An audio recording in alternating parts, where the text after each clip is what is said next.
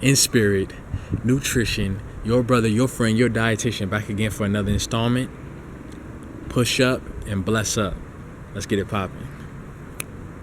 So what is push up and bless up?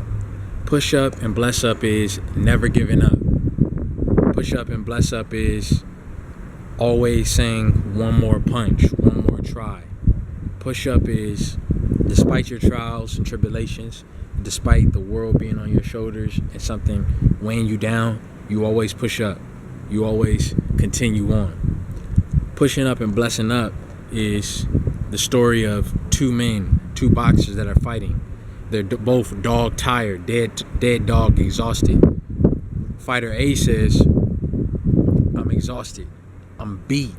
I can't go on any longer. And in his spirit, in his mind, his will is broken. He gives up. Fighter B, at the same time, in his mind, he's stating, I can't give up. I have to keep going. I'm going to give one more punch. And just as he throws that one punch, he clocks Fighter A, and Fighter A falls, and Fighter B prevails. He wins. Pushing up and blessing up, push up and bless up, is being Fighter B. You always want to be Fighter B, wherein you never give up. You always tell yourself one more punch.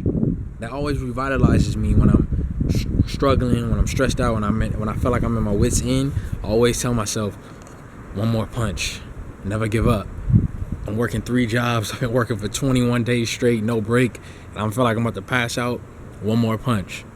Now, of course, you need to take resting periods. You don't want to just go crazy, just working nonstop. But the idea is, our trials are actually lessons. Some of the greatest trials and tribulations that you experience will actually breed lessons, bring lessons to you. I always tell the story about my mother passing when I was a teenager, and seeing her, deteriorate health-wise, her health status deteriorate, and my father selling cocaine and trafficking cocaine, later becoming imprisoned, abandoning my siblings and I, live running the streets. It's made me a more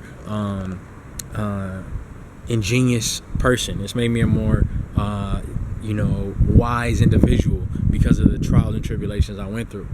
When you're doing push-ups and you feel like you can't do any more, true growth comes out of when you feel like you've maxed out and you keep going. You start counting. That's where champions are made. That period where you feel like you can't go anymore and you still push up and you still bless up. You still keep going. You start counting. That separates the champions from the regular people. It's the same way when you're lifting weights, you're bench pressing.